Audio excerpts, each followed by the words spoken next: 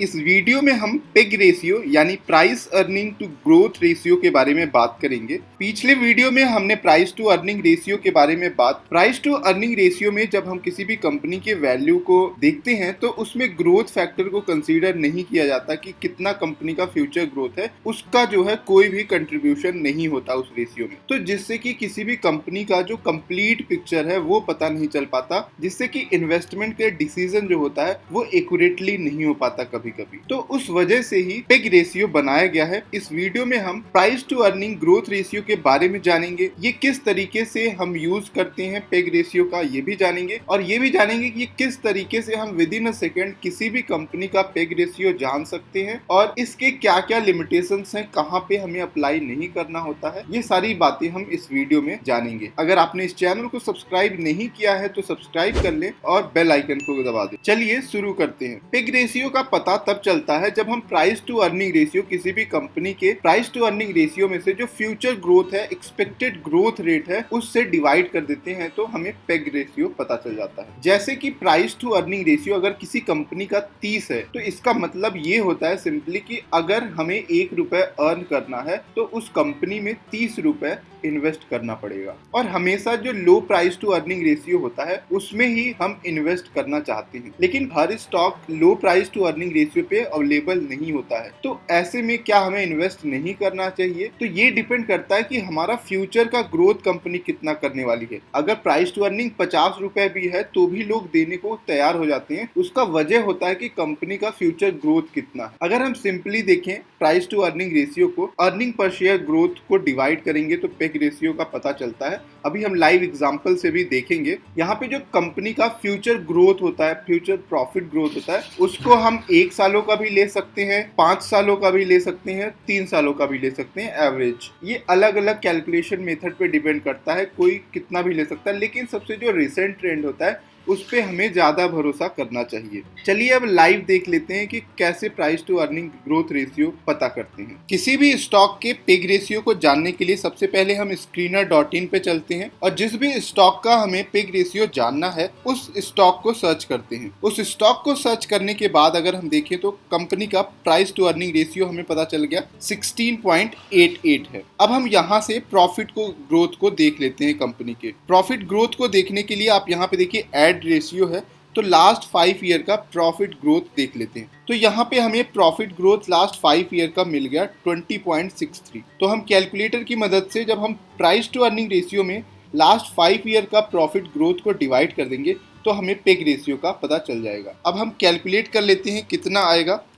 16.88 divided by 20.63, तो ये 0.82 के करीब आ गया। तो हमारा HDFC का जो पेग रेशियो हो जाएगा 0.82 आ जाएगा, जो कि 1 से कम है।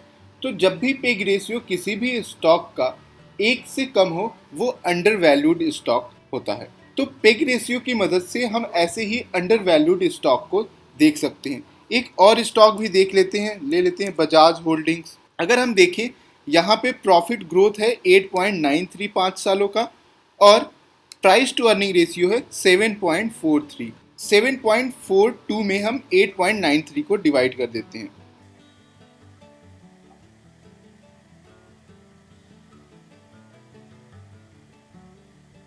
तो देखिए 0.83 आ गया इसका पेग रेशियो। तो ये भी स्टॉक अंडर वैल्यूड है। अभी जिस तरीके से स्टॉक मार्केट में गिरावट हुआ है तो काफ़ी कंपनियां जो है अपने वैल्यूएशन से काफ़ी सस्ते में मिल रही हैं। आपको ये कैलकुलेट भी नहीं करना है, आपको विद इन अ सेकेंड जानना है। जस्ट आप यहाँ पे पेग रेशियो को ही ऐड कर दीजिए, आपको यहाँ पे देखिए पेग रेशियो मिल जाएगा। तो आप किसी भी स्टॉक का, जिस भी स्टॉक का देखना चाहते हैं, आप बस screener.in पे सर्च कर दीजिए, आपको जो है पेग रेशियो मिल जाएगा। अभी देखते हैं हिंदुस्तान यूनिलीवर का। हिंदुस्तान यूनिलीवर का पेग रेशियो देखिए 1 से ज़्यादा है। यह बताता है ये वैल्यूएशन मेथड कि ये स्टॉक बहुत ही ज़्यादा ओवर वैल्यूड है।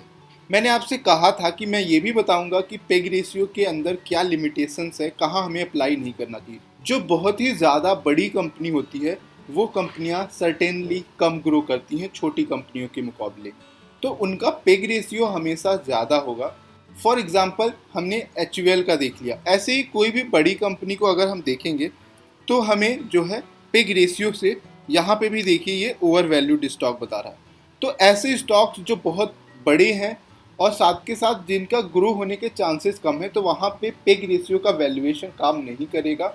साथ के साथ जो कंपनियां अपने प्रॉफिट से डिविडेंड बहुत ज़्यादा देती हैं, तो वो भी कंपनी जो है पेग रेशियो के वैल्यूएशन पे अप्लाई या फिट नहीं बैठता है। पेग रेशियो बहुत ही वैल्यूएबल है। अगर छोटी कंपनियों के लिए हम वैल्यूएशन को देखें तो कोई भी वैल्यूएशन मेथड पे हम आंख बंद करके भरोसा नहीं कर सकते। इसीलिए हम किसी भी कंपनी को एनालाइज करने के लिए कई सारे मेथड को अप्लाई करते हैं, price to earning, PEG ratio, intrinsic value.